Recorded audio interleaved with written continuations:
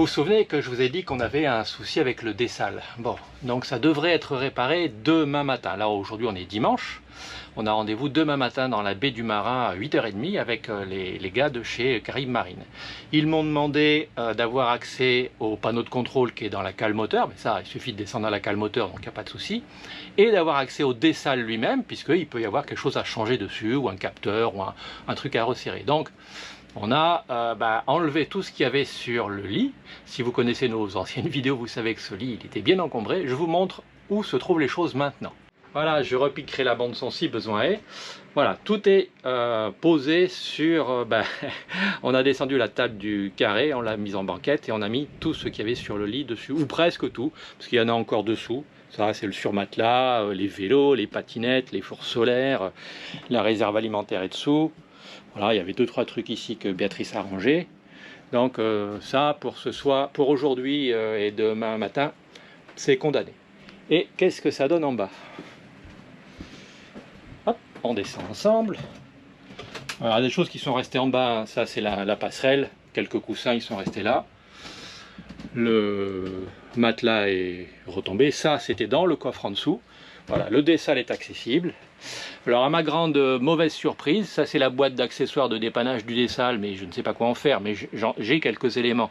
Elle était posée là, et j'avais de la flotte dessus. Et juste au-dessus, ce sont les membranes du dessal. Donc est-ce qu'il y a eu une petite fuite quand ils les ont changées, qui s'est colmatée? Est-ce qu'il y en a toujours une? Je ne sais pas.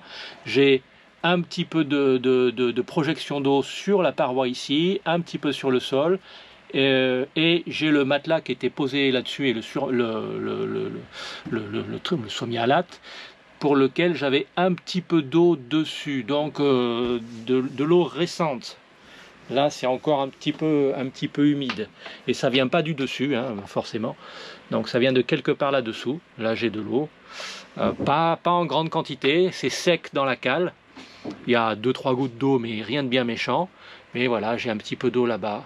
Ça, c'est pas normal, donc on verra avec les gars demain. J'aurais bien vérifié la jauge du réservoir d'eau bâbord, mais bien évidemment, la jauge est sous ce matelas. Donc on verra ça une autre fois.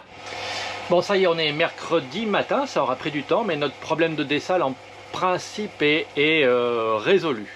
Je vous montre un petit peu le bestiau et je vous explique ce qui s'est fait. Ça pourrait servir à certains d'entre vous. Alors le dessal est en fonctionnement depuis un peu plus d'une heure maintenant, tout marche très bien. Pour ceux qui ne connaissent pas, c'est ce petit appareil là. Pour ceux qui connaissent, c'est ce petit appareil là. Et les fameuses membranes, c'est ça. Alors, je parle un petit peu fort à cause du bruit, c'est le moteur 230 volts qui tourne actuellement. Et on peut aussi l'utiliser en 24 volts directement sur les batteries. Là le 230 va bien, les batteries sont pleines, ça marche très bien. L'idée c'est que on capte de l'eau de mer qui arrive par ce petit tuyau. Ça passe dans cette pompe là. Ça c'est une pompe qui permet de monter en pression. L'eau de mer sous pression est envoyée par ce tuyau à 45-50 bars. Elle est envoyée dans les membranes qui sont là-bas. Elle arrive là. Elle est poussée là-dedans. Ensuite elle revient ici. Elle repart par la troisième et elle s'en va là-bas dans le panneau de contrôle qui est dans la cale moteur. L'idée c'est que en mettant l'eau sous pression, l'eau de mer va être réévacuée, la sortie là-bas elle retourne à la mer. L'eau de mer va être réévacuée et l'eau douce qui a été filtrée à travers les membranes part dans les petits tuyaux et va être testée dans la cale moteur. J'y vais, je vous montre ce dont il s'agit. Dans la cale moteur, on a le panneau de contrôle qui, sur notre bateau précédent sur Jasmin, était à l'intérieur du carré, dans un petit placard. C'était très pratique. L'idée, c'est qu'on allume le bestiau soit en 24 volts, soit en 230 volts. Ça fait tourner l'un des deux moteurs qui alimentent qui font venir l'eau en fait et qui alimentent la pompe. Le système ici est totalement automatique, c'est-à-dire que la pression va monter tranquillement. Je passe sur les détails. Ici on a une jauge qui nous montre la production. Là on fait à peu près 100 litres à l'heure, c'est très bien. La pression monte dans la zone verte et dans la zone verte, si l'eau douce est de bonne qualité, donc qu'on n'a pas de problème de membrane ou d'infiltration, dans ce cas-là ça produit de l'eau douce, ça marche très bien. sur notre bateau précédent, on l'allumait, on tournait la petite molette pour monter en pression tranquillement, ça prend 1 à 2 minutes pour passer de là à la zone verte, et puis voilà, et ça produisait, quand c'était fini, on éteignait, on baissait la molette, et voilà. Ici, le côté tout automatique a tendance, c'est le problème de ces modèles tout automatiques, a tendance à monter le manomètre, la pression, à la limite de la zone rouge. Ce qui fait qu'au lieu de produire 100 litres à l'heure, ça en produit 110, 120. Ça met un peu plus les membranes sous stress, hein, ça marche très bien, mais ça les met un peu plus sous stress, elles durent un petit peu moins longtemps, et le moindre souci peut provoquer un problème, c'est ce qu'il nous est arrivé, je vous explique. Ah, je retourne dehors parce qu'il fait très chaud dans la cale moteur, en fait. On est en plein soleil et il fait très chaud en ce moment. Ce qui s'est passé, c'est que au niveau d'une des membranes, il y avait un joint, un petit joint qui fait la séparation entre eau douce et eau de mer, qui évite que l'eau douce ne re-rentre dans le circuit eau de mer bêtement, ou que l'eau de mer ne passe dans le circuit eau douce bêtement.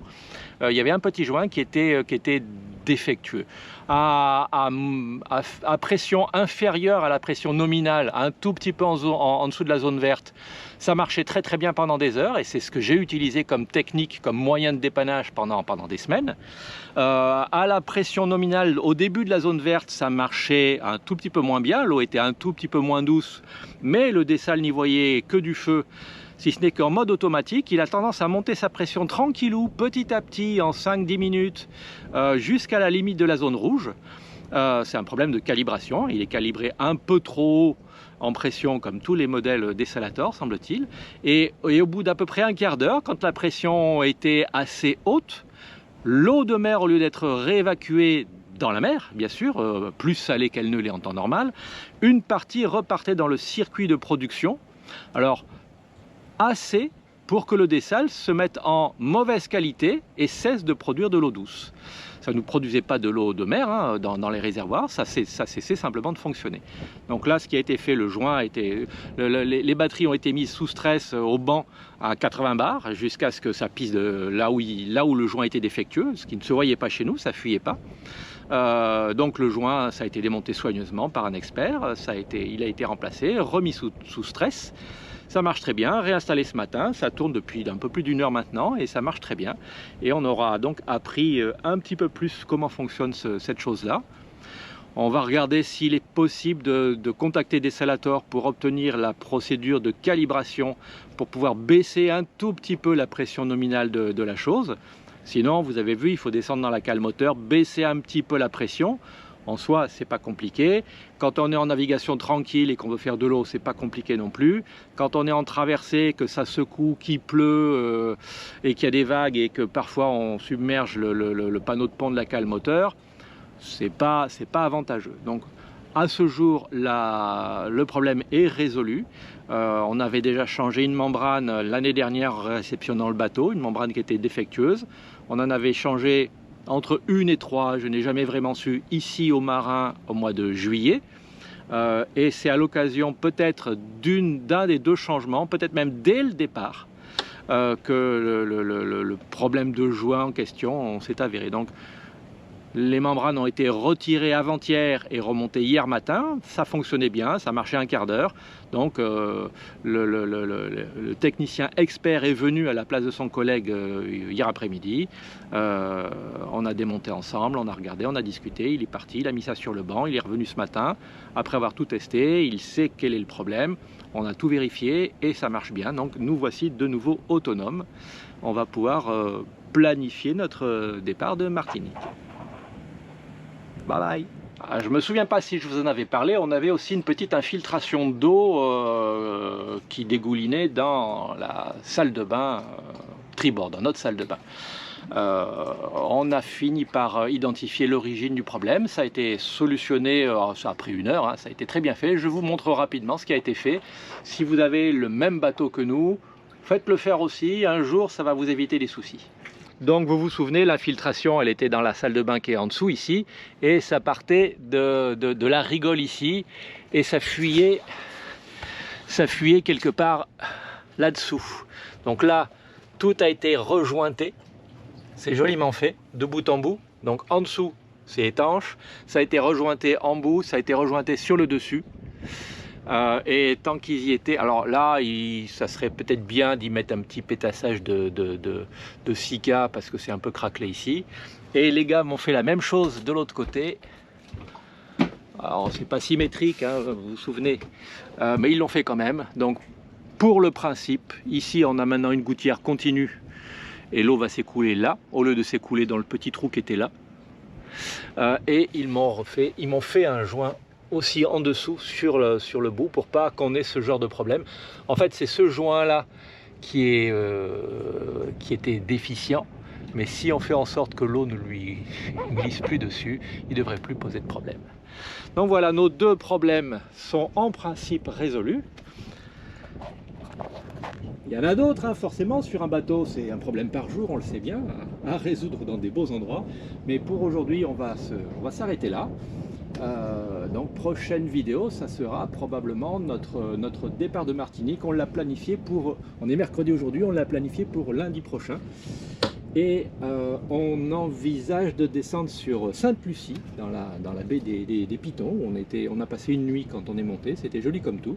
J'ai contacté un jeune homme là-bas pour qu'il nous prenne en charge à l'arrivée, pour nous garder une bouée disponible, et pour nous proposer une petite visite de Sainte-Lucie, voilà, il y a des trucs sympas à y faire. Et après on descendra soit sur Saint-Vincent, soit sur Bécoué, soit sur Union, on ne sait pas encore. On verra, ça sera la surprise. Bye bye. Ah bah oui, troisième tronçon de cette vidéo après vous avoir dit au revoir 2 fois. Troisième tronçon rapide. Vous savez, vous l'avez peut-être remarqué, je l'avais évoqué dans une vidéo précédente. J'ai installé Starlink sur le bateau. C'est une installation de camping actuellement, un peu sauvage, pour voir si ça fonctionne. Ça fonctionne bien, je vous montre et je vous dis ce que ça va devenir sur Tiama. Donc l'antenne est ici, c'est un espèce de petit dispositif plat. Voilà, je l'ai installé sur un porte-canne à pêche, c'est temporaire. J'ai attaché l'antenne pour pas que ça s'envole. C'est un petit peu coincé pour pas que ça bouge. Il y a des petits moteurs qui fait que quand on allume le système, l'antenne s'oriente au nord pour avoir une bonne captation. Et il faut savoir qu'une bonne partie des gens qui sont sur les voiliers ont fait en sorte, je vous expliquerai ça un jour si je le fais, on fait en sorte de désactiver les moteurs, l'antenne est installée à plat, idéalement c'est installé à plat avec une petite installation ici derrière les panneaux solaires, parce que l'antenne à plat, même si elle n'est pas inclinée et orientée au nord, elle capte tout aussi bien, voire parfois mieux. Et comme le bateau il a tendance à bouger, cette orientation, moi je pensais que l'antenne passait son temps à se réorienter de temps en temps en cas de besoin. Non, non, elle le fait au lancement et c'est tout. Donc c'est virtuel, autant la laisser à plat. L'installation, je vous disais, un petit peu sauvage parce que le câble il passe en dessous. C'est compliqué, hein. Pour le moment c'est du camping. Voilà, le câble il passe là, il passe là autour du panneau de pont. Il passe là, j'ai pas fait de trou, il passe là, il passe là, il va derrière les coussins, je vous montre la suite. Voilà, on le récupère en dessous, on l'a fait passer un petit peu en dessous, il est un petit peu attaché là-dessus. Et pour le moment, depuis 15 jours, 3 semaines, le routeur est posé sur la table, parce qu'ici on peut l'alimenter en électricité et ça correspond à peu près à la longueur du câble. C'est pas l'emplacement idéal. Alors cette installation de camping, elle était faite pour pouvoir être déplacée ou modifiée en cas de besoin, pour m'assurer que ça fonctionne bien. Ça fonctionne très bien et ça a marché du premier coup. Donc de ce côté-là, le test est rempli. Ensuite, dans l'idéal, il faudrait installer le routeur dans la table à cartes, bien à l'abri, bien rangé. Il y a l'arrivée électrique pour ça de prévu depuis l'origine. Hein. Là où ça devient compliqué, c'est pour installer l'antenne derrière les panneaux solaires, il faut que je fasse intervenir quelqu'un qui va pouvoir me fixer quelque chose dessus. Ça, je n'ai pas ce qu'il faut pour le faire moi-même, et puis avec mes 2 mains gauches, j'y arriverai pas. Et après, j'ai un câble d'antenne entre l'antenne et le routeur, j'en ai un qui est très très long, qui peut faire tout le trajet du bateau, mais il faut trouver où passer le câble dans Tiama. Les propriétaires qui ont fait faire l'installation font passer le câble derrière, dans les bossoirs. Là, c'est maintenant qu'ils sont en place nos bossoirs, c'est peine perdue. Dans ou autour des bossoirs. Ensuite, ils pénètre la coque, il rentre dans la cale moteur, là où on était tout à l'heure avec le dessal, il traverse la cloison entre la cale moteur et la cabine arrière, pardon, bâbord. Ça grimpe au plafond, ça monte au plafond, ça passe dans la salle de bain, ça grimpe le long d'un circuit avec les autres câbles du bateau, ça se balade dans le plafond du carré, ça redescend dans la table à cartes. Bref, c'est un circuit de câblage, c'est un vrai bazar. C'est pas vraiment facile à passer, donc j'ai pas encore choisi de où j'allais mettre le routeur et comment j'allais passer les câbles pour plusieurs raisons. La première, c'est pas facile à passer, une fois que c'est fait on n'a pas envie de le refaire. Et la deuxième, elle est liée à l'usage de Starlink lui-même. Ouais, l'usage de Starlink, quand on commande le système Starlink, on peut dire qu'on habite à terre. Voilà, j'habite en Lozère, j'habite en Martinique, j'habite aux États-Unis, à tel endroit, dans tel quartier, dans telle ville. Et ça, c'est une certaine antenne qui n'est pas orientée comme celle-ci, et c'est un certain tarif d'abonnement mensuel, et c'est quasiment moins cher que les abonnements internet qu'on peut trouver dans la plupart des pays. La France étant une exception où les tarifs internet sont relativement bas en France. Et c'est du débit, c'est du 150, 200 mégabits, c'est 10 à 20 fois plus que ce que l'on a via la DSL, et c'est 2 fois ce qu'on a via la fibre. Donc c'est très très efficace. Quand on est en itinérant sur un camion, sur un bus, sur un camping-car, on peut prendre une antenne spéciale, qui est celle que j'ai, avec un abonnement itinérant. Et on dit voilà, je vis en France, je vis en Corse, je vis je sais pas moi, ici en Martinique. Je vais me déplacer, je veux le système qui permet de se déplacer. Et dans ce cas-là, on a une antenne qui est un petit peu différente, un peu plus puissante, et un abonnement qui est un peu plus cher. Quand on est plaisancier comme nous, on peut dire voilà, je mets l'antenne itinérance sur mon bateau et j'habite en Martinique, tant que je suis dans le continent ça va aller, et puis si je change, que je vais en Polynésie, je dirais que j'habite en Polynésie, parce que Starlink aime bien avoir une adresse de contact de ses clients qui correspond à la zone de délivrance du service pour des questions de droit.